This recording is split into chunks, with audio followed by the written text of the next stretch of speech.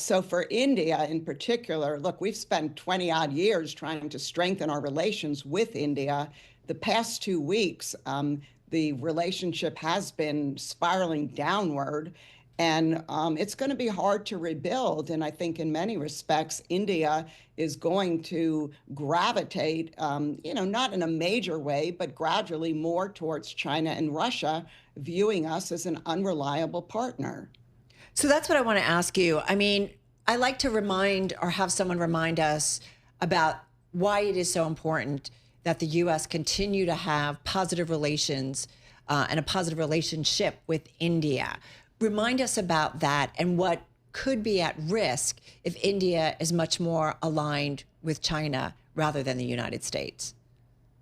Well, we have looked to India as the counterweight to China, both on the strategic front, but also on the economic front. On the economic front, we have been encouraging our companies to leave China. And one of the destinations they've been gravitating towards is India. So many U.S. companies now are expanding their operations in India. If relations start going south, this is all kind of, throws things up in the air. And the last thing the U.S. business community needs right now is more uncertainty. There's enough uncertainty with all of these tariff announcements coming out on a daily basis. Do you think there's been long-term damage with that bilateral relationship? Absolutely. Again, you spend years and years building a relationship, building trust, but it can take just a matter of hours or days to break that trust. And so rebuilding it is not going to happen in a matter of hours or days.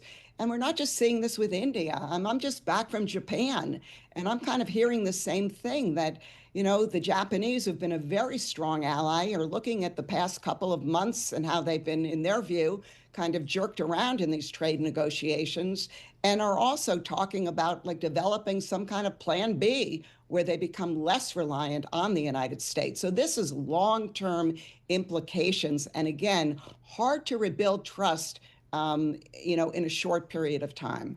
What has happened here? Because when the president came back to the White House earlier this year, he did look set to build upon kind of the warm ties he had with Prime Minister Modi during his first term. He had called the relationship the best it's ever been between two leaders of the two countries. And the Prime Minister called President Trump my dear friend. Is this just, I don't know, gamesmanship? I try to kind of understand what we hear, what we see sometimes, and then what's, a new set of headlines that shows something very different. So should we take this at face value that the relationship really is breaking down, or is it just the negotiating process between leaders of two really important countries? Well, look, a few weeks ago, everyone was saying we were on the verge of an early trade deal with India. And there was a lot of optimism about that. And somehow the trade deal got derailed. It could be that the U.S. was asking for more, but a combination of India couldn't meet our last few requests, particularly in the agriculture sector, which is very sensitive for them. But I don't think that's the whole picture. Obviously, something happened that made the president extremely frustrated. Maybe he got the numbers of how much oil India continues to buy from Russia, and that, somehow rubbed him the wrong way. But again, the words he's been using towards India, I don't think this is something that you just turn around overnight. It's pretty deep right now. And if you talk to the Indian officials or the Indian public, I think that there is a lot of deep-seated anger, and frankly, they don't really understand how this spiraled down so quickly either. What are your eyes on next when it comes to a timetable? I know August 12th, that's that deadline for the decision on Chinese tariffs coming up soon. Exactly. Next Tuesday is key. I'm counting on that we will roll over the tariff truce that we achieved with China 90 days ago. And then I think we are going to see a continuation of negotiations with China to try and see if we can do some kind of deal with them in the lead up to a possible meeting or visit by the president to China around the Korea APEC meeting in late October.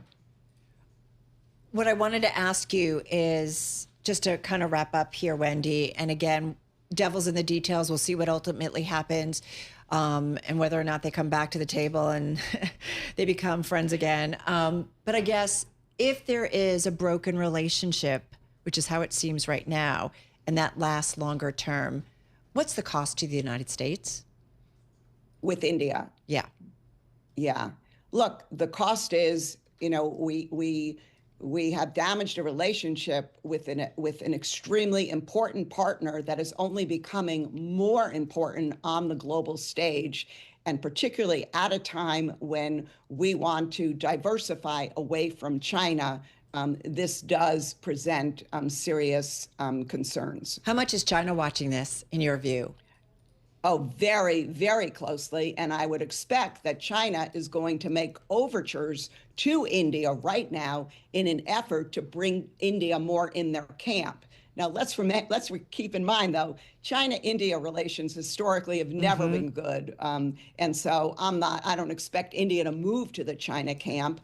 But again, I think they're going to hedge their bets and view the U.S. as less reliable and gravitate both towards Russia and China, frankly.